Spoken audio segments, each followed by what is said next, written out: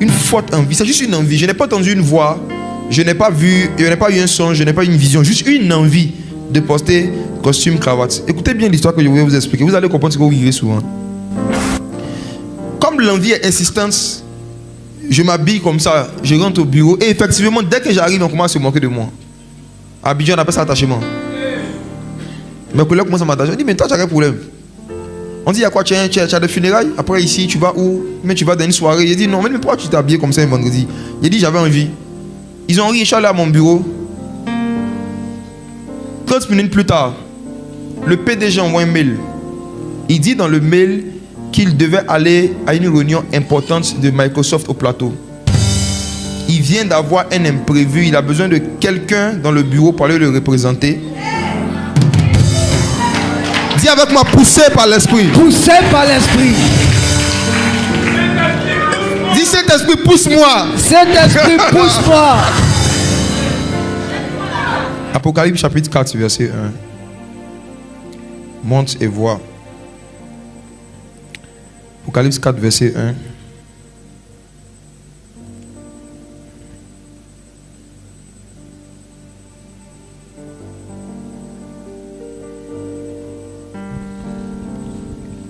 Apocalypse 4, le verset 1.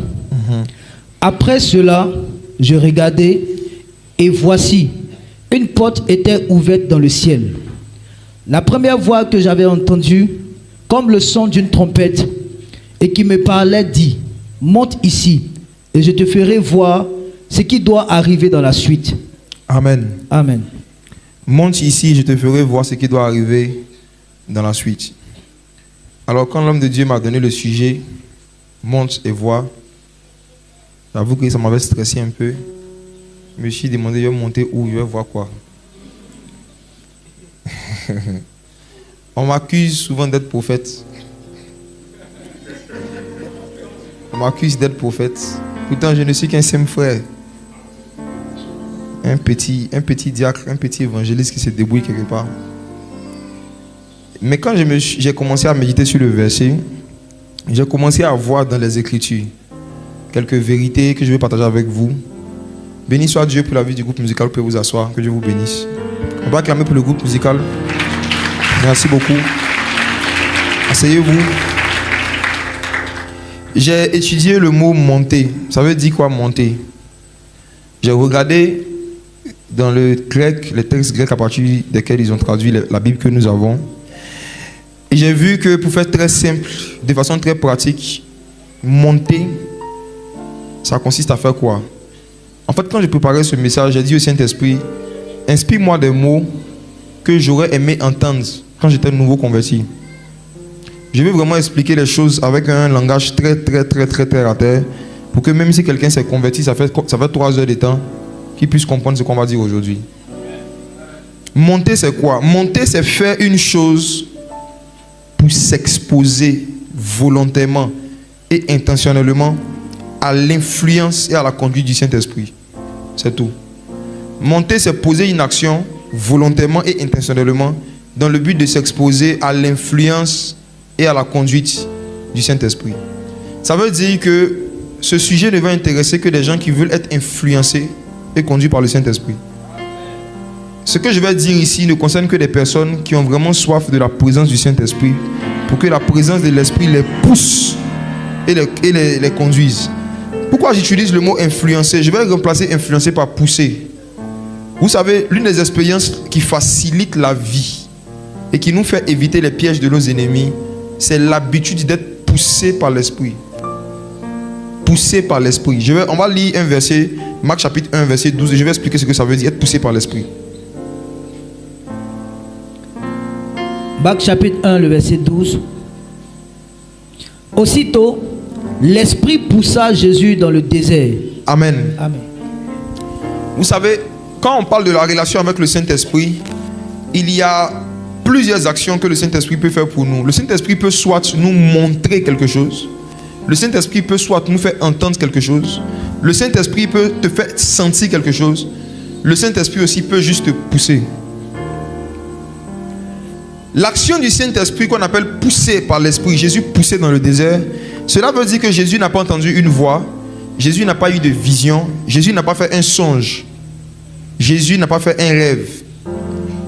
Il a juste été poussé. Et beaucoup parmi vous, vous avez déjà vécu cette expérience au hasard, sans le savoir. Mais le but de ce message, c'est de venir vous montrer qu'est-ce que vous devez faire pour que vous soyez intentionnellement poussé par l'Esprit. Pour que, quand vous arrivez dans un moment où vous n'arrivez plus à avancer, que vous sachiez quoi faire pour que l'Esprit vous pousse. Quand vous allez arriver dans un domaine où vous stagnez à un niveau, que vous sachiez quoi faire pour que vous soyez poussé par l'Esprit. Poussé par l'Esprit. Je vais donner un exemple simple pour que vous compreniez. Il y a quelques années, on était en 2016. Je travaille dans une entreprise où chaque jour, surtout à cause des fonctions qu'on exerçait, il fallait toujours être en chemise, cravate ou en costume, mais chemise, cravate, pantalon, sauf le vendredi. Chaque vendredi, la culture d'entreprise était que chacun vienne en jean, t-shirt ou vraiment une tenue très décontractée. Donc chaque vendredi, chacun se levait en se disant je vais au travail en m'habillant vraiment de façon très décontractée, comme si j'étais au quartier. Et j'avais l'habitude de le faire. Mais un jour, un vendredi, j'ai eu une envie de m'habiller en costume, cravate, un vendredi. Et j'ai commencé à chasser cette envie, me disant mais ça sert à quoi de faire ça? Ça ne sert à rien. Mes collègues même se moquaient de moi. On m'a dit pourquoi toi tu te sapes comme ça, juste un vendredi? Tout le monde est relax. Même le PDG ce jour-là, il a un t-shirt, en jean, parfois en tapette, qui venait au bureau. Mais la pensée et l'envie me venaient. Une forte envie. C'est juste une envie. Je n'ai pas entendu une voix. Je n'ai pas vu, je n'ai pas eu un son, je n'ai pas eu une vision. Juste une envie de porter costume, cravate. Écoutez bien l'histoire que je vais vous expliquer. Vous allez comprendre ce que vous vivez souvent. Comme l'envie est insistante, je m'habille comme ça. Je rentre au bureau. Et effectivement, dès que j'arrive, on commence à se moquer de moi. À Abidjan, on appelle ça attachement. Mes collègues commencent à m'attacher. Je dis, mais toi, tu as quel problème? On dit, il y a quoi? Tu as des funérailles? Après, ici, tu vas où? Mais tu vas dans une soirée. J'ai dit, non, mais pourquoi tu t'es habillé comme ça un vendredi? J'ai dit, j'avais envie. Ils ont ri, je suis allé à mon bureau. 30 minutes plus tard, le PDG envoie un mail. Il dit dans le mail qu'il devait aller à une réunion importante de Microsoft au plateau. Il vient d'avoir un imprévu. Il a besoin de quelqu'un dans le bureau pour aller le représenter. Dis avec moi, poussé par l'Esprit. Poussé par l'Esprit. Dis Saint-Esprit, pousse-moi. Saint-Esprit, pousse-moi. Il dit qu'il a besoin de quelqu'un pour aller le représenter à Microsoft au siège.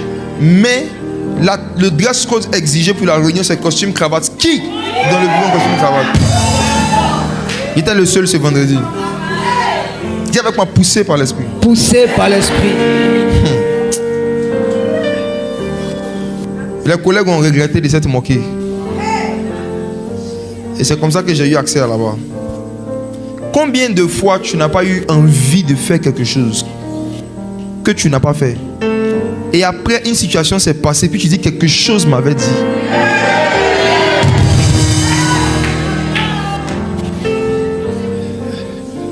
La méconnaissance du mouvement du Saint-Esprit va te pousser à appeler le Saint-Esprit quelque chose.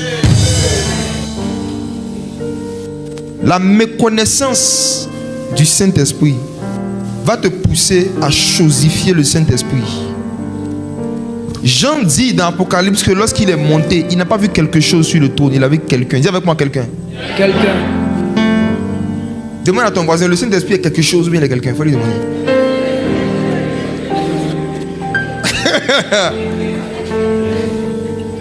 Être poussé par l'Esprit, c'est avoir une forte envie de faire quelque chose.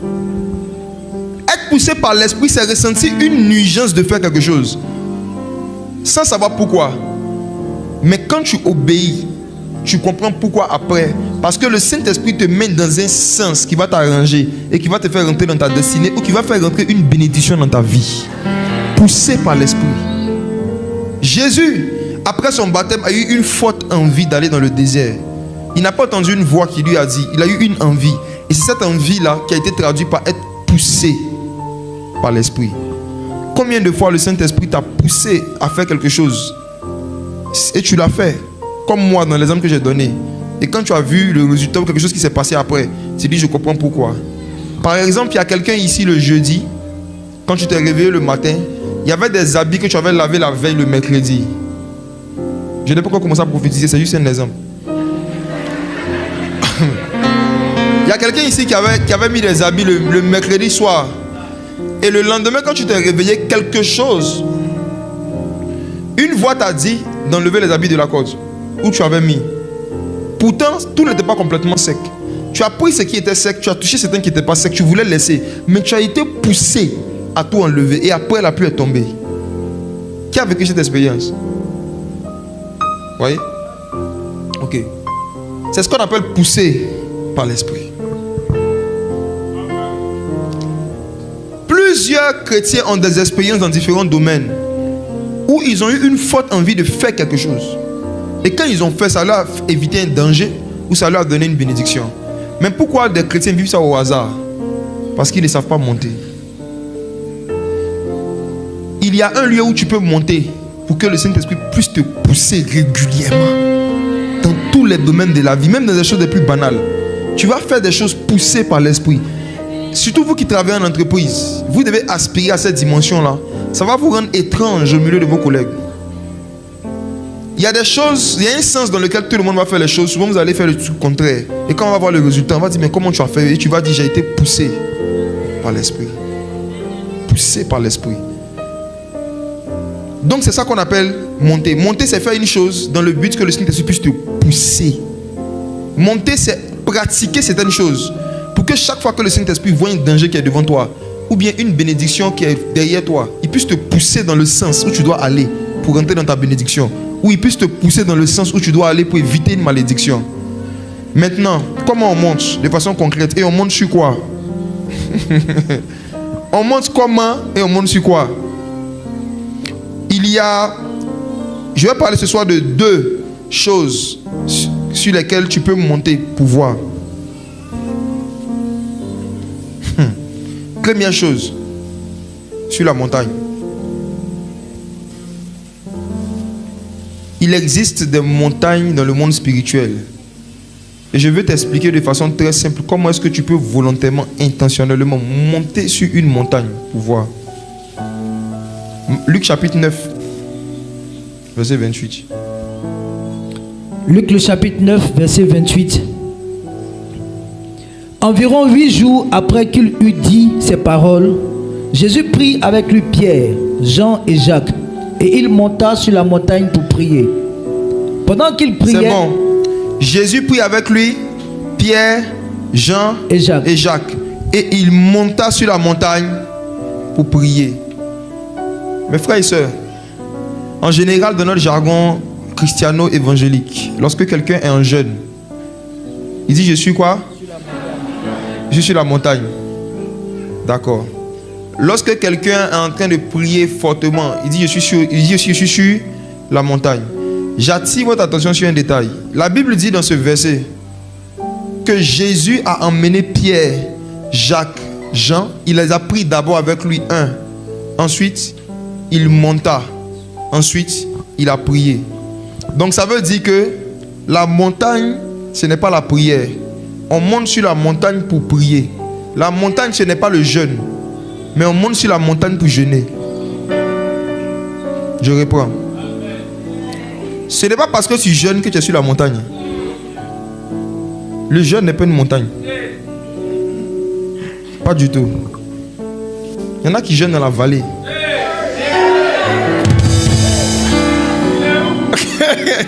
On monte pour prier, on monte pour jeûner.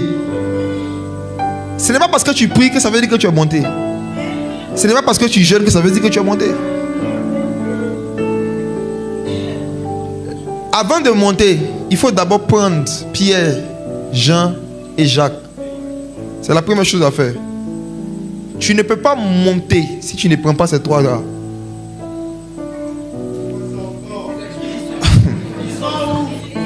Ils sont là. Attendez.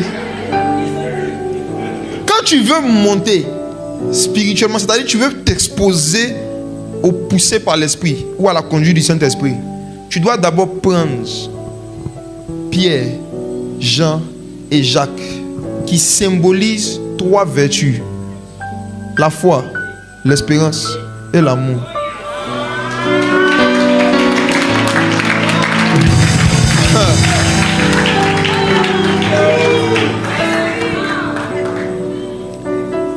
Avant de prier, avant de jeûner, est-ce que tu as la foi? Est-ce que tu as pris Pierre?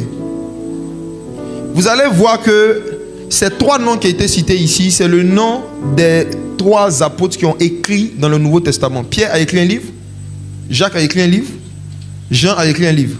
Ce ne sont pas tous les apôtres qui ont écrit, mais bizarrement ces 3 ont écrit. Et Pierre a beaucoup écrit sur la foi. Celui qui a le plus parlé de la foi parmi les 3, c'est Pierre. Donc Pierre symbolisait la foi. Vous allez voir que dans les évangiles, chaque fois que Jésus demandait à un apôtre de faire quelque chose de particulier, c'était Pierre.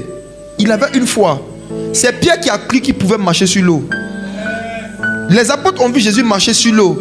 C'est Pierre qui a dit que si tu es vraiment Jésus, ordonne que je vienne vers toi. Et Pierre a aussi marché sur l'eau. La foi. C'est Pierre qui a dit à Jésus: Seigneur, même si tout le monde t'abandonne, moi je serai là. Pierre avait la foi. Avant de monter, il faut d'abord te demander en toute franchise: est-ce que je crois vraiment à la Bible? On dit Jésus guérit les malades. Est-ce que je crois en ça? Est-ce que tu crois vraiment au miracle? On t'a dit que Dieu dit qu'il va te rendre grand. Est-ce que tu crois en ça même déjà? Il y en a qui ne croient même pas aux prophéties qui sont sur leur vie. Il ne peut pas croire aux prophéties qui sont dans la Bible. Est-ce que tu crois en ce que Dieu a dit de toi? Est-ce que tu crois en ça? La Bible dit que la foi est la ferme assurance des choses qu'on espère. Comment tu peux savoir si tu as la foi ou bien si tu es devenu incrédule? Quand tu penses à un miracle que Dieu doit faire pour toi, ou quand tu penses à une promesse que Dieu a mise sur ta vie, dans ton cœur tu te dis peut-être Dieu va faire, ou bien tu dis certainement. L'incrédulité dit peut-être, la foi dit certainement. La femme qui avait la perte de sang de 12 ans n'a pas dit peut-être que si je touche le bord de sa robe, je serai guéri. Si elle avait dit peut-être, elle n'aurait pas été guérie. Elle a dit quoi? Certainement. En fait, dans la foi, il n'y a pas 2 options. C'est soit Dieu va faire, soit Dieu va faire. La foi dit soit Dieu va faire, soit Dieu va faire. L'incrédulité dit soit Dieu va faire, soit il peut ne pas faire. Est-ce que tu as Pierre? Jésus prie avec lui Pierre. Souvent on est pressé de prier, mais on n'est pas pressé de croire. Avant de prier souvent pour un sujet, il faut t'asseoir pour te demander: est-ce que je crois même en ce que je suis en train de demander? Et quand tu vois que tu n'as pas la foi, il ne faut pas être hypocrite. Dis la vérité à Dieu. Il faut dire: Seigneur, je n'arrive pas à croire, viens au secours de mon incrédulité. Il n'y a aucun chrétien, moi je ne crois pas qu'il y a un chrétien qui a la foi dans tous les domaines. Je ne crois pas en ça. Chacun d'entre nous, notre foi se construit dans un domaine en fonction de la révélation de la parole qu'on a dans le domaine et des expériences qu'on vit. Il n'y a pas quelqu'un parmi nous ici qui croit en toutes sortes de miracles. Il n'y en a pas. Il n'y a pas quelqu'un qui croit en toutes sortes de miracles. J'étais à Boaké avec le pasteur Philippe de Boaké, il y a quelques mois en tout cas, lors d'une veillée. Et quand il a fini sa partie, il est parti. J'étais en train d'exercer un moment. Et puis le Saint-Esprit m'a dit qu'il y a une femme dans la salle qui a fait un songe. Où dans le songe, elle a bu un liquide et depuis ce jour, quand elle s'est réveillée, son ventre gonfle chaque semaine. Donc elle avait un ventre enflé comme ça. Elle n'est pas enceinte, mais son ventre gonflait comme ça. Et j'ai pris le micro et j'ai dit: est-ce que vous croyez que... Si j'ai dit: est-ce que vous croyez que Dieu peut dégonfler le ventre de quelqu'un? Vous allez dire oui. Ça, tout le monde croit en ça. Mais est-ce que vous croyez que le ventre peut dégonfler devant vous, sur place? J'ai vu des pasteurs qui étaient assis devant, qui étaient scandalisés. J'ai vu un qui a fait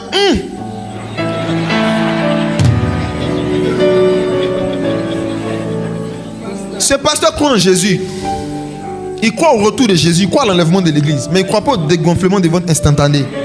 Ça, c'est autre chose. Il n'y a pas quelqu'un parmi nous qui a la foi dans tous les domaines. Au début de cette année, moi-même qui suis devant vous, j'ai appelé celui qui est chargé d'organiser nos conférences qu'on fait chaque année. Cette année, ça devait être la 5e édition. Je lui ai dit de faire le budget. Quand il a fait le budget, j'ai dit ça fait combien pour 5 jours? 50 millions. Quand il a dit ça, ma foi a pris un coup. Quand je voyais tous les programmes et les problèmes qu'on avait en 2025, je ne croyais pas qu'on pouvait avoir ce montant-là pour une conférence. Je ne croyais pas en ça. Et j'ai dit à Dieu, je ne crois pas. Vous savez pourquoi vous ne grandissez pas dans la foi? Parce que vous ne reconnaissez pas que vous n'avez pas la foi.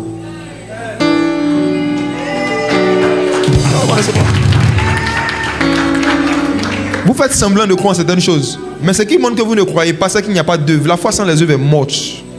Il y a des œuvres que vous n'arrivez pas à faire. C'est ce qui montre qu'il y a une foi que vous n'avez pas. On reconnaît la foi de quelqu'un par les œuvres qu'il est capable de faire, pas par les versets qu'il est capable de réciter.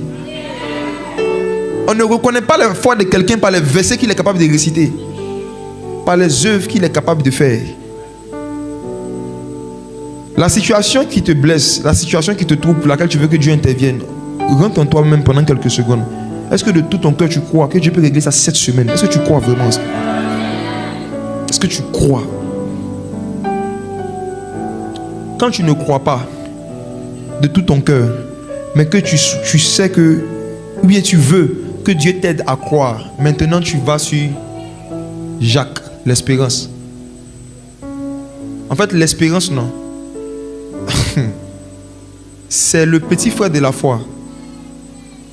L'espérance, c'est espérer que ce que je n'ai pas, Dieu va me faire la grâce d'avoir. Or, la foi dit certainement. L'espérance dit Dieu va faire grâce. L'espérance, c'est une assurance qui n'est pas à 100%, mais qui est quand même un espoir. Ça veut dire que tu n'es pas totalement incrédule, mais tu ne crois pas toi aussi. Tu es au milieu, quoi. Il y a beaucoup qui sont dans l'espérance. Voilà. C'est pas que tu ne crois pas, hein, mais tu ne crois pas trop, quoi. C'est que si tu crois un peu, ça c'est de l'espérance. Maintenant, si même espérer un peu que la situation que tu as peut se régler par miracle, ou si tu n'arrives pas, il te reste l'amour. Mais si tu n'arrives pas à croire en Dieu, il faut croire que Dieu t'aime. Je vais vous montrer un puissant secret. Hein. Qui ici est marié depuis au moins 5 ans? Groupe musical. Qui est marié depuis au moins 5 ans? Mon frère, ta femme est là? Lui qui a le, ta femme est là? Elle n'est pas là, non? Très bien. Je veux que quelqu'un dont la femme n'est pas là. Regarde, hein. Je te pose une question. Regarde. Où tu es là? Hein? Si tu appelles ta femme tout de suite, est-ce qu'il y a quelqu'un qui va en loco dans votre quartier? En loco? Est-ce que quelqu'un va en loco dans votre quartier? Donne-moi une nourriture qu'on vend dans ton quartier. Donne-moi une nourriture. Atseke, d'accord. Si tout de suite tu appelles ta femme et puis tu lui dis, ah, s'il te plaît, quand je vais venir de l'église, j'aimerais manger atseke poisson. Est-ce que tu peux acheter pour moi? Je te pose une question. Si tu l'appelles pour lui demander, elle va payer ou pas? Si tu appelles ta femme pour lui dire qu'après le culte là, tu veux manger atseke poisson, si tu l'appelles tout de suite, elle va payer ou elle va pas payer? Elle va payer, non? Pourquoi tu dis qu'elle va payer? Il dit parce que c'est viens. Viens. Viens, tu vas expliquer un truc au célibataire. Viens. Viens. Viens, viens. Donne le micro. J'ai dit, si tout de suite tu appelles ta femme pour lui dire que quand tu vas rentrer là, la femme qui va te au quartier, là, que si tu veux manger ça avec le poisson, elle ça va payer. Parle-nous dans le micro. Oui, elle va payer. Pourquoi elle va payer? Parce que je sais. Comment tu sais qu'elle va payer? Parce que elle va essayer elle va obéir à ce que je vais lui dire. Comment tu sais qu'elle va obéir? Parce que c'est ce que j'ai envie de manger. Mais pourquoi c'est ce que toi tu... Je vais te poser une question. Hein. Si tout de suite là, le vigile qui est ici l'appelle pour lui dire la même chose, va payer? Bon, là je sais. Un vigile qui ne connaît pas l'appel pour dire allô madame, je suis le gardien de tel... Parce qu'elle ne connaît pas la personne, elle ne va pas le faire. En fait, elle va payer par cet thème.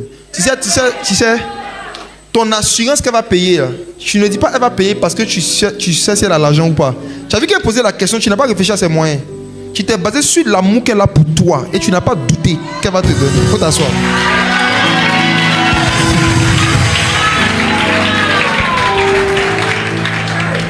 Ce qui va faire grandir Pierre en vous, c'est la connaissance des gens.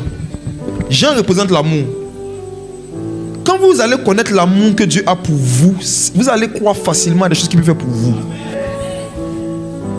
L'assurance de ce que Dieu va faire certaines choses pour toi sera basée sur ta connaissance de ce que Dieu ressent pour toi. C'est quand une go second girl fan d'elle, qu'elle peut dire à ses camarades, lui, si lui demande tout de suite 50 000 euros, il va m'envoyer. Il va faire. Il va faire. Mais elle se base sur quoi pour affirmer qu'il va faire? Il est fin. Parce que le gars lui a révélé son amour. Elle connaît les sacrifices qu'il peut faire pour elle.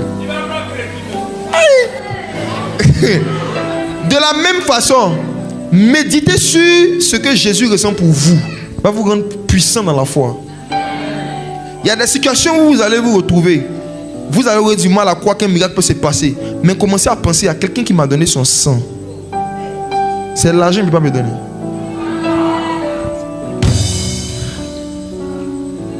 Quelqu'un qui m'a donné sa vie alors que j'étais encore pécheur.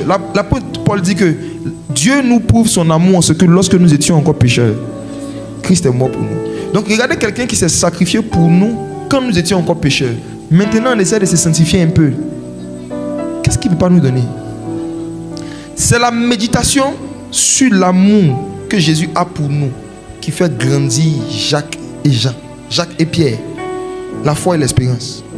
Tu commences à avoir la ferme assurance des choses que tu espères. Donc tu commences à avoir par espérance. Après ça devient une ferme assurance des choses que tu espères. Parce que quand tu penses à l'amour de Dieu pour toi, tu dis ce monsieur-là ne peut pas me refuser quelque chose qui va contribuer à mon bonheur sur la terre. Et ça te donne une certaine assurance. Et dans le domaine des miracles, quand tu as des dons de guérison, tu as l'onction de guérison, l'une des choses qui va donner l'assurance que Jésus va guérir un malade, c'est la révélation de l'amour. C'est quand tu connais l'amour que Jésus a pour les malades, la compassion que Jésus a pour les malades, c'est ça qui va produire en toi la foi de prier pour le malade. Il y a beaucoup de gens qui exercent l'onction sans amour. Ils veulent du moins exercer l'onction sans amour. Ils essaient juste de croire. Et puis à un moment, leur foi se bloque devant certains types de problèmes. Mes frères et sœurs, avant de monter, il prie avec lui Pierre. La foi, l'espérance et l'amour. C'est avec ça qu'on monte. C'est ça qui fait monter. Alléluia. C'est ça qui fait monter. Cherche à monter ton niveau de connaissance de l'amour de Dieu pour toi. Ça va faire monter ton niveau de foi. Simple. Maintenant, une fois que ton niveau de foi monte un peu, maintenant, il s'est mis à prier où? Sur la montagne. Ça veut dire que quand tu as la foi, quand tu as l'espérance, quand tu as l'amour, maintenant, il faut chercher la montagne. Maintenant, je vous parle de la montagne. La montagne. Luc 18, verset 10. Luc 18, le verset 10. Deux hommes montèrent au temple pour prier. L'un était pharisien et l'autre publicain. Amen. Vous allez voir ici qu'on dit deux hommes montèrent pour prier. Cette expression vient à chaque fois pour dire qu'avant de prier, il faut monter. Ce n'est pas parce que tu as prié que tu es monté. Il faut chercher à monter d'abord pour prier. J'insiste dessus, monter pour prier. Donc beaucoup de versions sont dit monter pour prier. Non, on ne prie pas en bas. On ne prie pas en bas.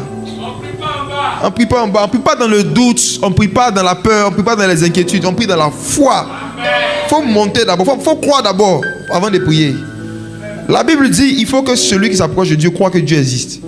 Et qu'il est le rémunérateur de ceux qui le cherchent. Donc avant d'ouvrir ta bouche, d'abord il faut ouvrir ton cœur. La prière ne commence pas quand on ouvre sa bouche. Ça commence quand tu ouvres ton cœur pour croire que Dieu existe. Et que ce que tu vas lui demander, il va te donner. Il montait pour prier. Maintenant, Matthieu 17, verset 19. C'est quoi une montagne? Matthieu 17, verset 19 à 20. Matthieu 17, verset 19 à 20. Alors les disciples s'approchèrent de Jésus et lui dit en particulier: pourquoi n'avons-nous pas pu chasser ce démon? Pourquoi n'avons-nous pas pu chasser ce démon? Verset 20. C'est à cause de votre incrédulité. Leur dit Jésus: je vous le dis en vérité, si vous aviez de la foi comme un grain de sénévé, vous diriez à cette montagne: transporte-toi d'ici là, et elle se transporterait. Rien ne vous serait impossible. Amen. Les disciples ont demandé au Seigneur pourquoi n'avons-nous pas pu chasser ce démon. Et il dit c'est à cause de votre incrédulité. Et Jésus dit: si vous aviez de la foi comme un grain de sénévé, ça veut dire comme un grain de sable, vous aurez pu dire à cette montagne. Il parlait de qui? Du démon. Il parlait du démon. Eux, ils ont appelé un démon un démon. Jésus appelle un démon une montagne. C'est quoi une montagne? Une montagne, c'est un esprit. Et chaque esprit est une montagne. Chaque esprit est une montagne. Chaque esprit est une montagne. Donc quand tu lis que Jésus montait sur la montagne, ça veut dire que Jésus allait en esprit. Il est monté sur un esprit. En fait,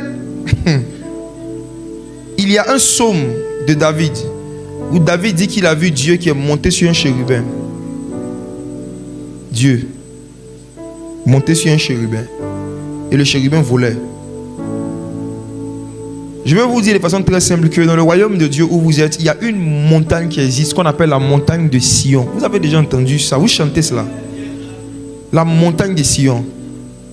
Il y a une montagne qui existe dans le monde spirituel qu'on appelle la montagne de Sion. Cette montagne, c'est un esprit. C'est là-bas on prie. Beaucoup parmi vous, quand vous priez, excusez-moi, je vais être un peu fort avec vous. Vous parlez seul. Regarde. Regardez. Non, attendez, regardez. Regardez. Qui a le micro? Donne le micro à un membre de l'église qui est derrière toi. Qui est un membre de l'église ici? Ma soeur, tu es un membre de l'église ici?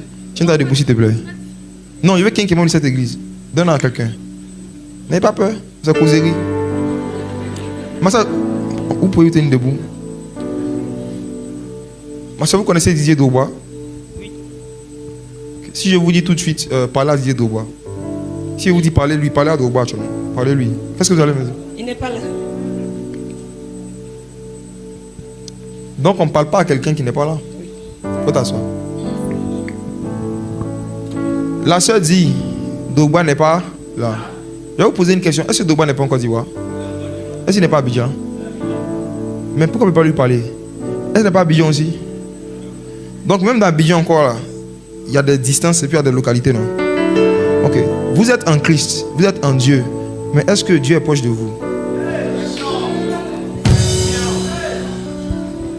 Vous êtes en Christ, mais est-ce que vous êtes proche de Christ?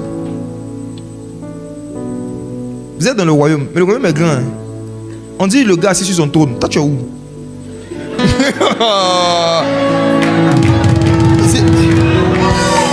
Dieu est assis sur son trône.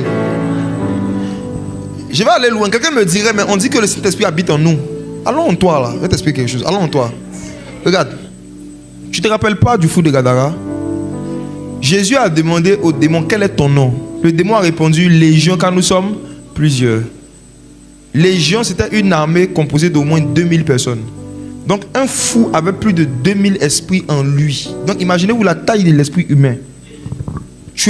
Ton esprit est plus grand que le Pougon. Si un humain peut être possédé par 2000 démons, ça veut dire que l'esprit humain est comme une ville. Ton esprit est plus grand que la ville d'Abidjan. Tu peux être possédé par 3000 esprits, 2000 esprits, légion. Une légion habitait en un seul homme. Plus de 2000 esprits. Donc l'esprit humain est vaste. Maintenant, il te pose une question. Le Saint-Esprit est en toi, non? Il est où? C'est ça, tu as compris le message? Ok, tu as compris? Le Saint-Esprit est en toi, non? Mais est-ce que toi, tu es proche de lui?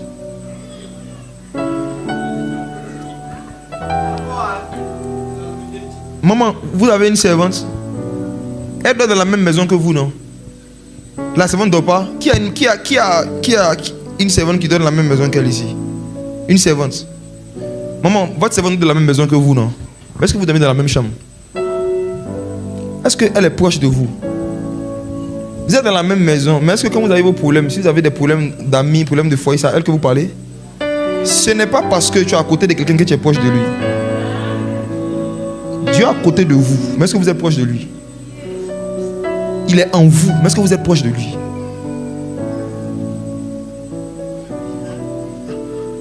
Un proche, c'est quelqu'un à qui on partage sa vie privée, son intimité et ses souffrances.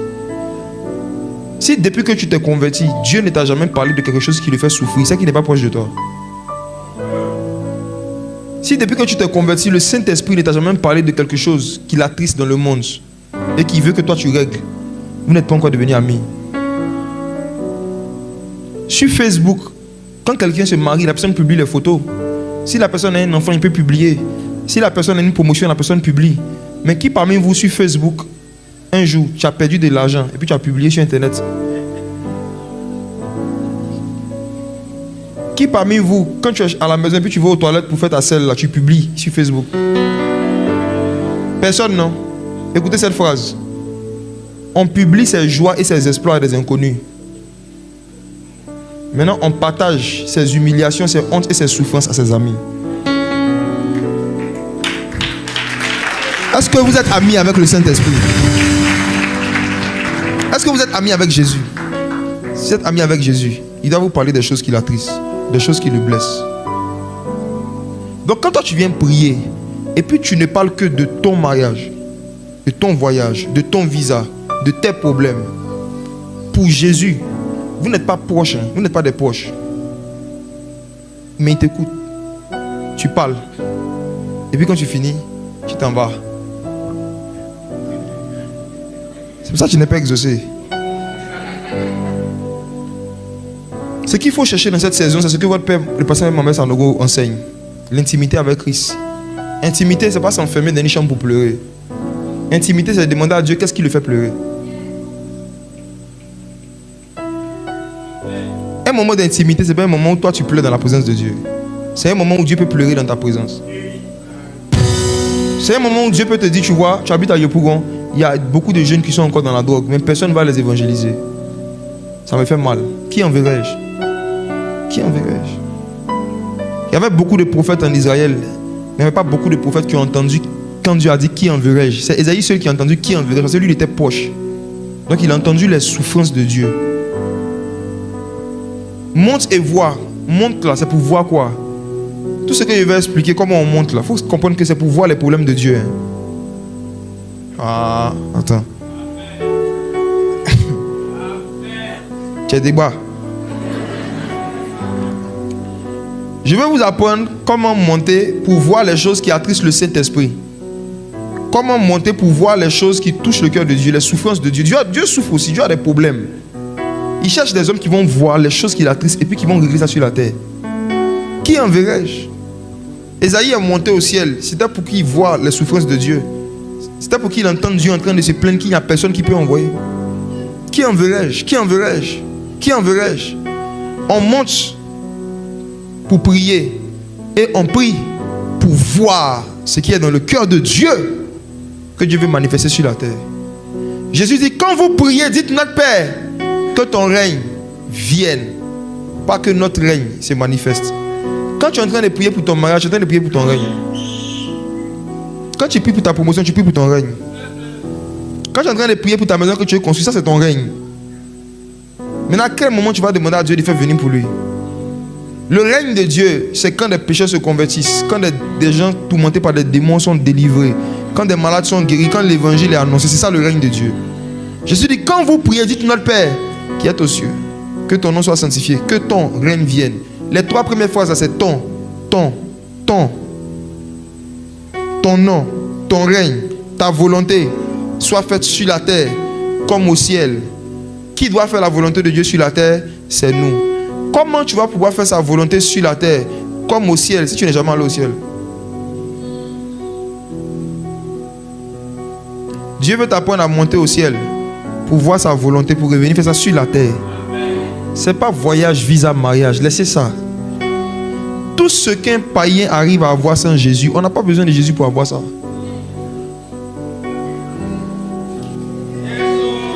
Tout ce que des païens arrivent à avoir sans Jésus, on n'a pas besoin de Jésus pour avoir. Si tu as des païens qui arrivent à voyager, à se marier, à avoir des enfants sans Christ, on n'a pas besoin de Christ pour avoir ça.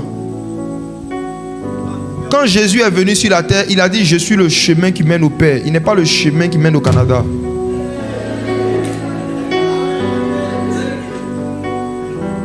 Jésus n'est pas le chemin qui mène en Occident. Il y a des gens ici, vous prenez trop par cœur vos problèmes de voyage.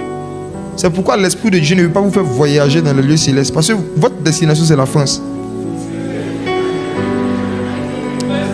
Il faut qu'arrive un moment, vous venez à l'église pour d'autres raisons que vos problèmes sociaux. Parce que si la raison qui te motive à venir régulièrement, c'est ton problème de mariage, le jour que Dieu va régler ce problème de mariage, tu vas prier pour quel sujet? Si Dieu t'exauce, il va détruire ta vie de prière. Regarde. Si Dieu exauce tous tes sujets sociaux, enfants, mariage, travail, argent, si Dieu exauce tout, tu prieras pour quoi? Si tu étais dans le jardin d'Éden avant la chute, que Dieu venait te voir chaque soir, quels seraient tes sujets de prière? Dans le jardin d'Éden, il n'y avait pas la maladie, il n'y avait pas la galère. Tu allais prier pour quel sujet? L'intimité, ce n'est pas un lieu où on vient demander seulement des choses. C'est un lieu où on vient s'enquérir de l'état de la personne qu'on aime. C'est avec les gens qu'on est intime, on cherche à savoir comment ta journée s'est passée. Est-ce que il voit que tu es enrhumé? On dirait que tu as la... Ça, c'est des questions qu'on pose à quelqu'un avec qui on est intime. Mais tu passes dans la rue, quelqu'un que tu ne connais pas, tu le vois en train de vomir. Il n'a pas vomi. Ou bien, il vomit. C'est comme ça souvent aussi parce que Dieu n'a pas d'intimité avec vous. Il vous voit en train de vomir, mais vomit. Oui. Frères et sœurs, le message de monte et voir, ce n'est pas monte. Et puis il faut commencer à voir, je ne sais pas. J'ai senti dans mon esprit que beaucoup s'attendent quand on dit voir là. Je pense que c'est un programme prophétique de je vois. Tu t'appelles tel, ton numéro de téléphone. Écoutez-moi. Ce que je vois. Ce que je vois, c'est que beaucoup parmi vous, vous n'êtes pas proche de Dieu. Vous n'êtes pas sur la montagne, mais vous priez. Enfin, vous priez dans la vallée. Oh, Dieu est sur la montagne. Donc si vous voulez qu'il vous entende bien et que vous puissiez bien communiquer avec lui, prenez la foi, l'espérance et l'amour et décidez de prier pour des sujets qui intéressent le cœur de Dieu, qui touchent le cœur de Dieu, des sujets qui peuvent permettre à l'évangile d'avancer en Côte d'Ivoire, des sujets qui peuvent permettre à l'église de devenir plus forte en Côte d'Ivoire, des sujets qui touchent au cœur de Dieu. C'est comme ça qu'on monte. Et la montagne en question, c'est un esprit. C'est qui? C'est le Saint-Esprit. Notre montagne à nous, la montagne de Sion, c'est l'Esprit de Dieu. L'Esprit de Dieu est une montagne. C'est dans Romains 8, verset 26 qu'on peut afficher. Il dit, nous ne savons pas ce qui est convenable de demander dans nos prières, mais l'Esprit nous aide. Depuis le temps de l'apôtre Paul, la plupart des chrétiens priaient pour les sujets qui ne sont pas convenables. Regarde, ce verset-là veut dire terre à terre, non? Que nous là, on ne connaît pas ce qu'on appelle un bon sujet. Bon sujet de prière, on ne le connaît pas. C'est le Saint-Esprit seul qui connaît quels sont les bons sujets de prière. Nous, on ne connaît pas. Chaque fois que tu viens prier sans demander au Saint-Esprit pour quel sujet tu veux que je prie, tu es en train de prier en dehors de la montagne. C'est là que je voulais vous envoyer. Chaque fois que tu pries sans demander à l'Esprit de t'aider à avoir des sujets convenables, tu es en train de prier sans être monté sur la montagne. Tu pries dans la vallée, tu pries dans le jardin. Il y en a qui prient même dans le couloir. Il y en a qui prient dans le garage. Dans le monde spirituel, le lieu qu'on appelle la montagne, on dit Jésus monta sur la montagne pour prier. Les gens montent sur la montagne pour prier. Ça veut dire que avant de prier, non, identifie la montagne qui est le Saint-Esprit et tu lui dis Saint-Esprit, je vais m'appuyer sur toi pour prier. Quels sont les sujets qui sont convenables? J'ai des problèmes, mais mes problèmes ne sont pas des sujets convenables. C'est vrai que je connais mes problèmes, mais est-ce que je connais les problèmes de Dieu? Toi, quand tu parles de tes problèmes à Dieu, tu es en train de prier dans la chair, ce qui n'est pas interdit. Mais après la chair, il faut rentrer maintenant en esprit. Tu commences à prier en esprit quand tu dis au Saint-Esprit, quels sont les problèmes de Dieu que Dieu veut que je règle sur la terre. Mais je ne connais pas ce qui est convenable, aide-moi. Et regardez, il y a quelque chose qui est dangereux dans le verset, laissez-le afficher s'il vous plaît. On dit, l'Esprit lui-même intercède. Regardez comment il nous aide. Nous ne savons pas ce qui est convenable. L'Esprit nous aide dans notre faiblesse. Notre faiblesse, c'est quoi? C'est notre incapacité de demander à Dieu des choses qui l'intéressent. Notre incapacité. Aujourd'hui, je suis rentré à la maison, mon fils me dit, papa, il faut acheter flèche pour moi. Flèche. Histoire vraie. Il a 6 ans. Il me voit, il me demande flèche. Il dit, regarde le petit coin. Il dit, tu as fait quoi une flèche? Il ne veut tirer. Il ne sait pas ce qui est convenable. Il ne sait pas ce qui est convenable. Il demande ce qui va l'amuser. Il ne demande pas ce qui va l'aider. Et c'est comme ça que nous sommes souvent. On est immature spirituellement. Quand on vient dans la présence de Dieu, il y a des choses qu'on demande à Dieu. C'est comme flèche.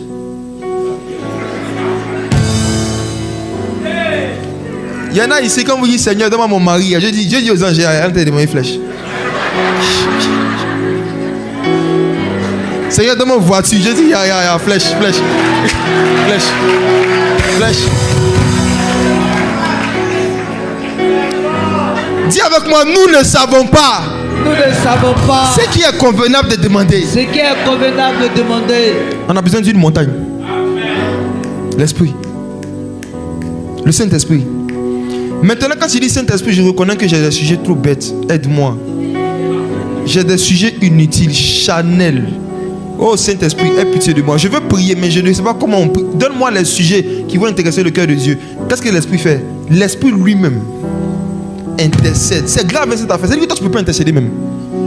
Groupe d'intercession. Vous êtes nuls et sans effet sans le Saint-Esprit.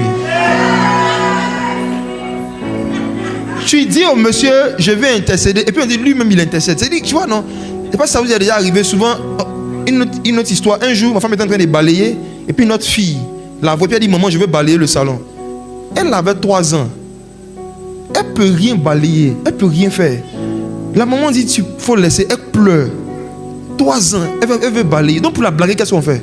On met sa main sur le balai. Maman attrape. Et on lui fait croire que c'est elle qui fait. C'est ce que Dieu vous fait.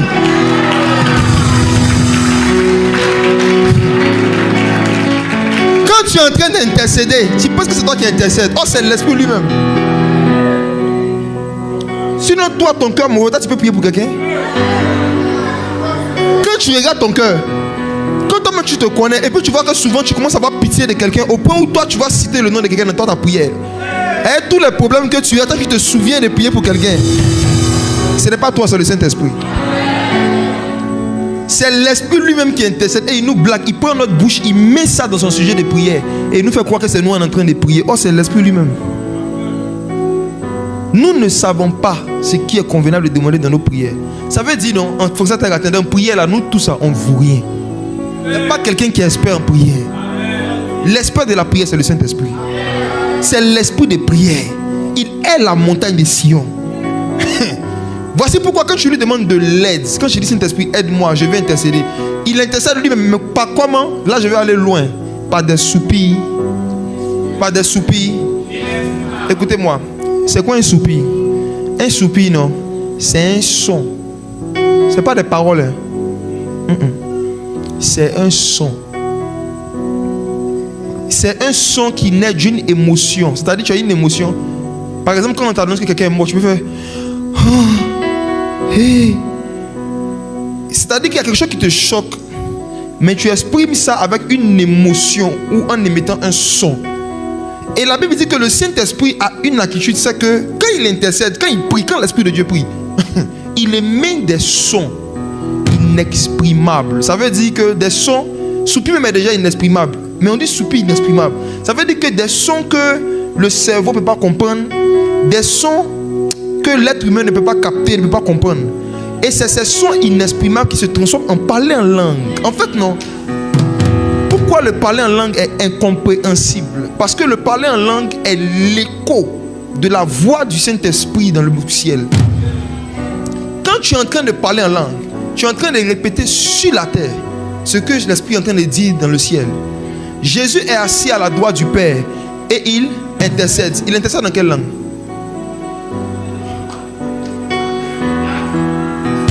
Quand Jésus est assis à la droite du Père et il est en train d'intercéder, il le fait en quelle langue? Il le fait en esprit. En France, on parle français. En Angleterre, on parle anglais. Et en esprit, on parle esprit. Jésus, 24 heures sur 24, Mantalado, Escafia la monte, Fladekavia, il émet des sons, il intercède en esprit.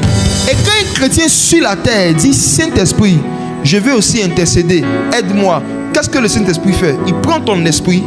Le Saint-Esprit emmène ça dans la pièce où Jésus est en train d'intercéder. Ton esprit entend et ressent des soupirs inexprimables qu'il exprime à travers ton parler en langue.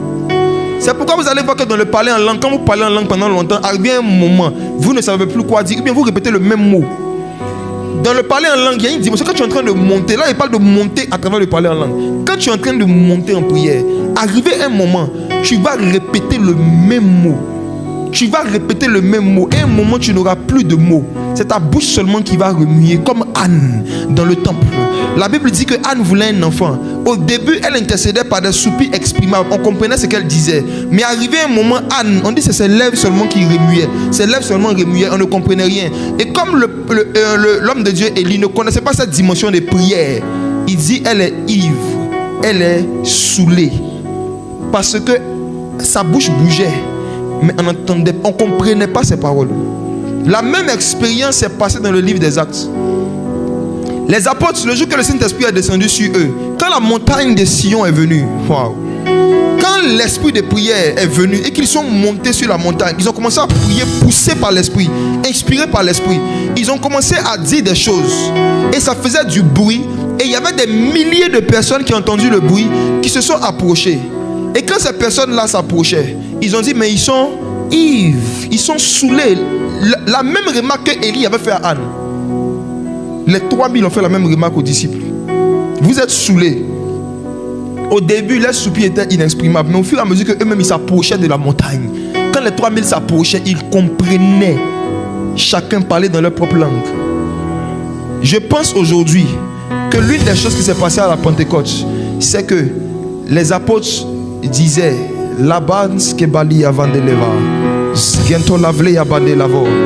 pense que eux ils s'entendaient parler en esprit, mais entre les apôtres et les 3000 il y avait un interprète qui traduisait à chacun dans sa langue ce que les 120 étaient en train de dire. Pourquoi je le dis? C'est impossible humainement parlant que si 120 personnes parlent à la fois des langues différentes, on puisse comprendre ce que chacun dit. Ils sont 120. Certains parlent en arabe, d'autres parlent crétois, d'autres parlent perse. Comment les 3000 arrivaient chacun? La Bible dit que les 3000 étaient étonnés parce qu'ils entendaient chacun parler dans sa propre langue. Comment au milieu de tout ce brouhaha, et ils arrivaient à entendre chacun sa propre langue? Il y a quelqu'un qui interprétait. L'Esprit lui-même, il les aidait à comprendre les prières qui étaient en train d'être faites en leur faveur.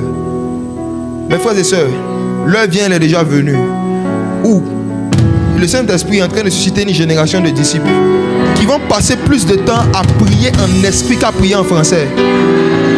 L'Esprit de Dieu est en train de susciter une génération de malades. Il y a des malades qui sont en train d'arriver, ils sont en train de naître. Des gens qui vont dire au Saint-Esprit, en fait j'ai compris que moi là, si je veux prier avec mon intelligence et mon cerveau, je vais faire maximum 10 minutes. Mais je sens que les challenges que je rencontre, la dimension où je suis arrivé, j'ai besoin de passer au moins 2 heures à parler avec le Père. Oh, je ne sais pas ce qui est convenable de demander dans mes prières. Comment est-ce que moi, qui ne connais pas ce qui est convenable de demander, je peux prier pendant 30 minutes? Je ne peux pas. Comment est-ce que moi, je peux prier pendant 20 minutes? Je ne peux pas. Après 15-20 minutes, je ne saurais plus quoi dire. Mais je connais quelqu'un. Je connais une montagne. Quiconque monte sur cette montagne ne sera jamais à coup de mots. Quiconque s'appuie sur la montagne en question pourra prier le même nombre de temps que Jésus assis à la droite du Père. Cette montagne, c'est l'Esprit. Cette montagne, c'est le Saint-Esprit. Et tu vas dire, Esprit de Dieu, aide-moi, aide-moi. Au moment où tu vas te rendre compte, il y a un feu qui prend le contrôle de tes entrailles, qui prend le contrôle de ta langue, et tu te laisses conduire par le feu. La sapata la vie avador. Et quand tu montes sur cette montagne, le temps n'existe plus. Quand tu montes sur cette montagne, l'espace n'existe plus. Quand tu montes sur cette montagne, tu n'es plus conscient du monde physique. Tu ressens des soupirs inexprimables. Tu entends des soupirs inexprimables. Et tu essaies de les exprimer en fonction de l'inspiration qui t'est donnée sur le moment. Frères et sœurs, c'est cette façon de prier qui a amené les réveils dans les pays. C'est cette façon de prier qui a amené les réveils dans les villes. Aujourd'hui, il y a beaucoup de païens qui ne font pas trop confiance à l'église. Parce que les chrétiens qu'ils voient n'ont rien de surnaturel. Ils ne prophétisent pas avec précision. Ils ne chassent pas les démons. Ils ne guérissent pas concrètement des malades avec des preuves médicales à l'appui.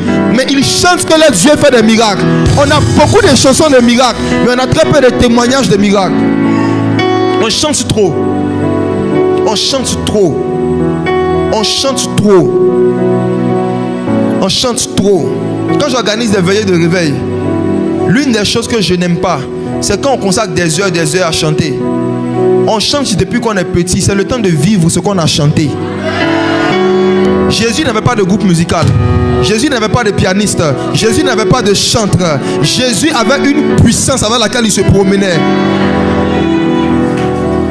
Le jour de la Pentecôte, Pierre et Jean partaient à l'heure de la prière. Ils ont vu un homme boiteux qui leur demandait l'aumône, qui leur demandait de l'argent. Ils ont dit, je n'ai ni or, ni argent. Ce que j'ai, c'est un piano. C'est ça? Les apôtres ne se promenaient pas avec des instruments, ils ne se promenaient pas avec du gros matos. Ils se promenaient avec un manteau. Ils ont dit à cet homme, je n'ai ni or ni argent. Ce que j'ai, je te le donne. Et on dit, ils lui ont tendu la main. Donc l'onction était devenue physique. J'imagine la scène. C'est comme si Pierre portait un pantalon, il est devenu un boiteux. Le boiteux lui demande de l'argent. Pierre met sa main dans sa poche. Et puis il fait comme ça. Tiens l'onction. Pierre dit tiens. Il a pris l'onction, il a donné l'onction comme ça, physiquement.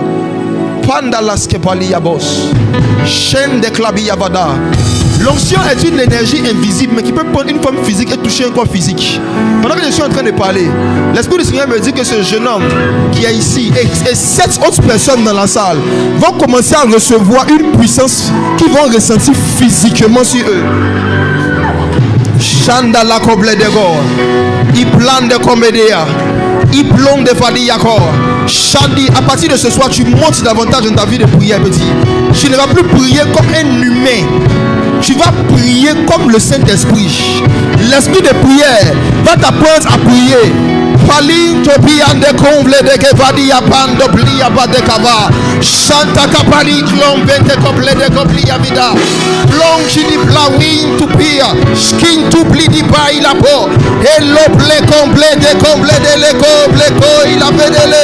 Eleli la pa il a scoper. Il a ito blame to pali. Skal to indi klom di ba. Est-ce que tu peux monter sur la montagne avec moi?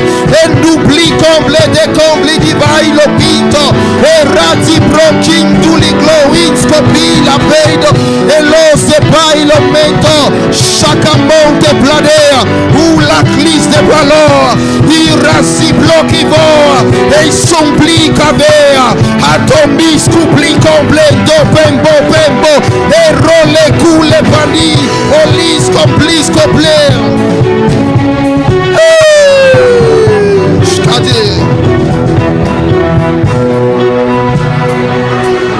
La guérison que tu te cherches est sur cette montagne. La délivrance que tu cherches est sur cette montagne. L'avancée que tu cherches dans ta vie professionnelle est sur la montagne. Cette montagne, c'est une personne. C'est le Saint-Esprit. Si tu pouvais seulement où tu es aspirer à une dimension de prière en langue supérieure à celle que tu connais, tu vas monter sur cette montagne et tu vas commencer à recevoir des manteaux. Sur cette montagne, il y a des puissances. Sur cette montagne, il y a un trône duquel sortent des voix, des tonnerres, des éclairs. C'est le temps de monter davantage dans la prière en langue. Même si tu avais déjà le don, Dieu peut rajouter encore une nouvelle dimension au don que tu avais déjà. Il y a des parler en langue, tu pries et tu ne vis rien. Mais ce dont je suis en train de te parler, si tu laisses l'esprit de prière te remplir, au fur et à mesure que tu pries, tes yeux vont s'ouvrir. Tu vas commencer à avoir des visions que tu n'as jamais eues. Tu vas commencer à recevoir des puissances que tu n'as jamais eues. Si quelqu'un est prêt à prier ce soir, il va vivre quelque chose de merveilleux. Monte en prière et vois la puissance que Dieu va te donner. Monte en prière et vois les expériences que Dieu va te donner. Monte en prière et vois les directions qu'il va te donner. Monte en prière et tu vas voir l'intelligence qu'il va te donner à l'école.